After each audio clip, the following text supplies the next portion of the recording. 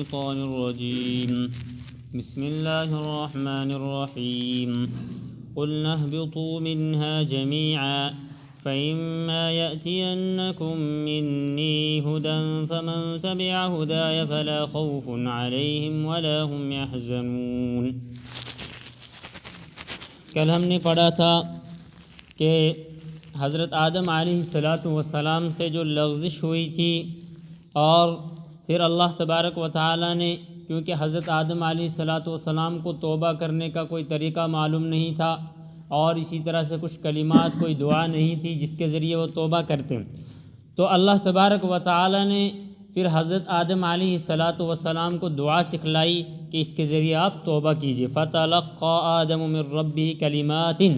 اللہ تبارک و تعالی نے حضرت آدم علیہ السلام کو چند کلمات سکھلائے، جس کا تذکرہ سورۃ الاعراف میں ہے، رَبَّنَا ظَلَمْنَا أَنفُسَنَا وَإِن لَّمْ تَغْفِرْ لَنَا وَتَرْحَمْنَا لَنَكُونَنَّ مِنَ الْخَاسِرِينَ۔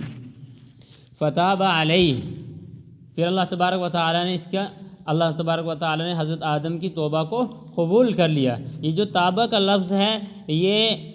اللہ تبارک و تعالی کے لیے بھی استعمال ہوتا ہے اور بندے کے لیے بھی، یعنی کہ توبہ کرنے والے کے لیے بھی استعمال ہوتا ہے، اور جس سے توبہ کی جاتی ہے اور جو توبہ کو قبول کرنے والا ہے، دونوں کے لیے استعمال ہوتا ہے۔ اگر تابہ کے بعد اگر اللہ تبارک و تعالی کے لیے استعمال ہوگا تو تابہ کے بعد علی ہوگا، تو اس کے معنی ہے کہ اللہ تبارک و تعالی نے ان کی توبہ قبول کر لی۔ اور اگر بندے کے لیے استعمال ہوگا، جیسے انی تبت الیک، تو اس کے لیے الیک استعمال ہوگا، یعنی میں نے آپ ہی کی طرف توبہ کی ہے۔ اس کے بعد ارشاد فرمایا تھا انہ هو التواب الرحیم، بے شک اللہ تبارک و تعالی جو ہے توبہ قبول کرنے والا اور رحم کرنے والا ہے۔ آگے بیان فرمایا قلنا اهبطوا منها جميعا، یہاں پر دوسری مرتبہ اهبطوا فرمایا ہے۔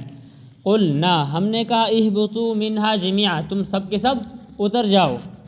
فَإِمَّا يَأْتِيَنَّكُم مِّنِّي هُدًى، اگر تمہارے پاس میری طرف سے کوئی ہدایت آئے۔ اب جب حضرت آدم علیہ السلام کو دنیا پر بھیج دیا اور یہ فرمایا کہ اگر میری طرف سے کوئی ہدایت آئے، کوئی رہنمائی آئی، کوئی حکم آئے،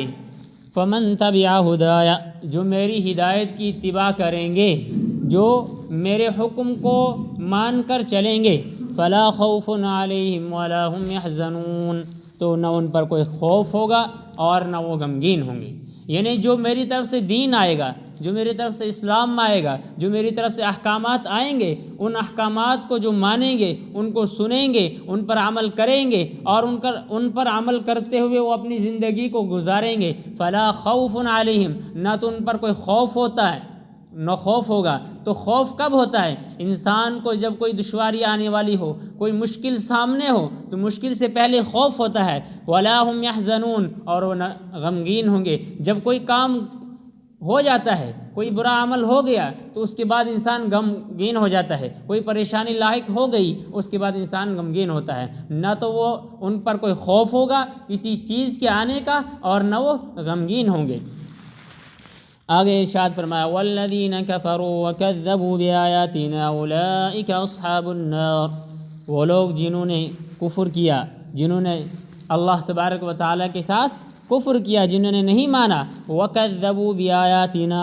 اور ہماری آیتوں کو جھٹلایا، ہماری نشانیوں کو جھٹلایا، ان کو جھوٹ کہا انہوں نے، اولئک اصحاب النار، یہی لوگ جہنمی ہیں۔ اب اللہ تبارک و تعالیٰ کی آیتیں اور اللہ تبارک و تعالیٰ کی نشانیاں کیا ہیں؟ یا تو وہ نشانیاں جو اللہ تبارک و تعالیٰ کی اس دنیا کے اندر ہم دیکھتے آ رہے ہیں، یعنی یہ تمام اللہ تبارک و تعالیٰ کی نشانیاں ہیں،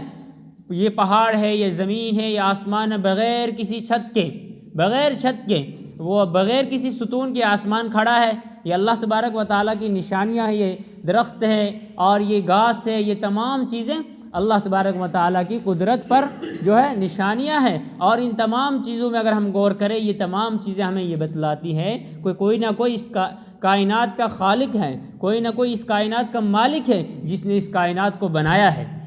جو اس کائنات کو چلا رہا ہے۔ یہ کائنات خود بخود نہیں چلتی ہے۔ اولئک اصحاب النار، اب جن لوگوں نے ہماری آیتوں کو جھٹلایا تو یہی لوگ کیا ہیں؟ دوزخ والے ہیں۔ ہم فیہا خالدون، یہ اس میں ہمیشہ ہمیشہ رہیں گے۔ معلوم یہ ہوا کہ جنتی بھی جنت میں ہمیشہ ہمیشہ رہیں گے، اور جو لوگ جہنمی ہیں، دوزخ والے ہیں، وہ بھی دوزخ کے اندر ہمیشہ ہمیشہ رہیں گے، کیونکہ وہاں ان کو موت نہیں آئے گی۔ لیکن جو ایمان والے ہوں گے،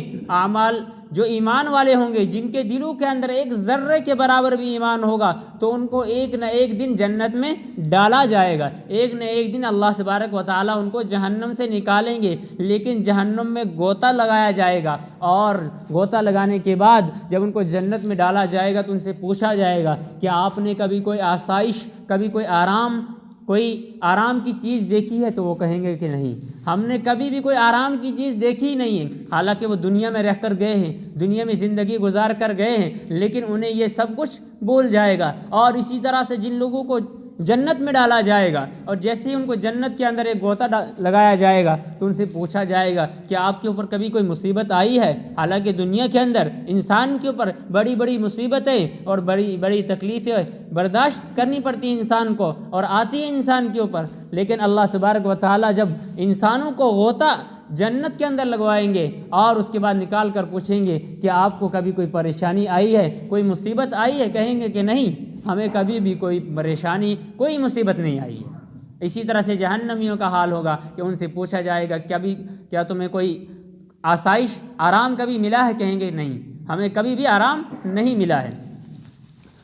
ہم فیہا خالدون، یہ جہنم کے اندر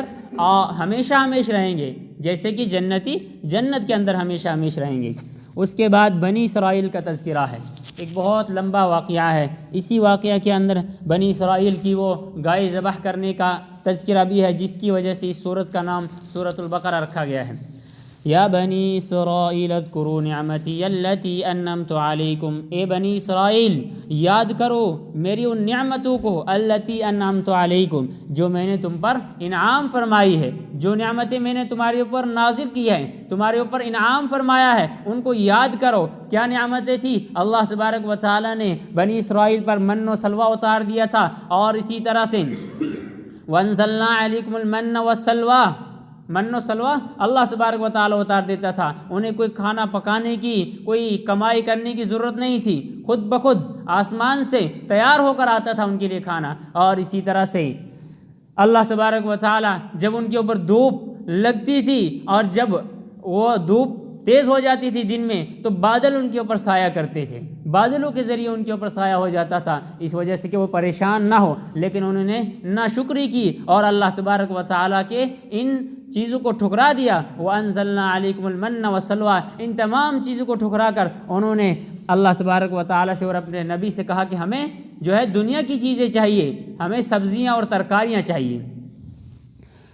انہی کا تذکرہ بیان فرمایا، انعمت علیکم، جو نعمتیں میں نے تمہارے اوپر نازل فرمائی، بہت ساری نعمتیں تھی جو بنی اسرائیل پر نازل کی گئی تھی۔ وَأَوْفُوا بِعَہْدِی، اور میرے عہد کو پورا کرو، میرے وعدے کو پورا کرو، یا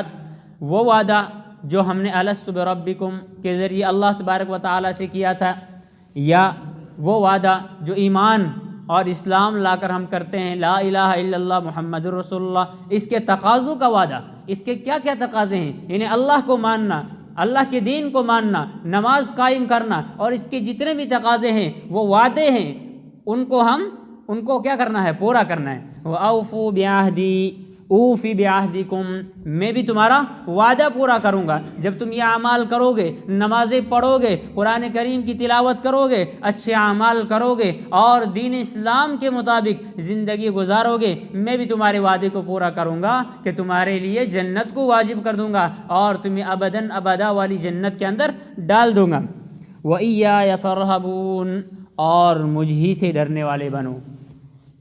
اللہ تبارک و تعالیٰ سے دعا ہے کہ اللہ تبارک و تعالیٰ ہمیں اچھے اعمال کرنے کی توفیق نصیب فرمائے، اور جو کچھ کہا گیا ہے، سنا گیا ہے، اس سننے سے زیادہ عمل کرنے کی توفیق عطا فرمائے۔ سبحان اللہ و بحمدہ، سبحانک اللہم و بحمدک، ونشہد ان لا الہ الا انت۔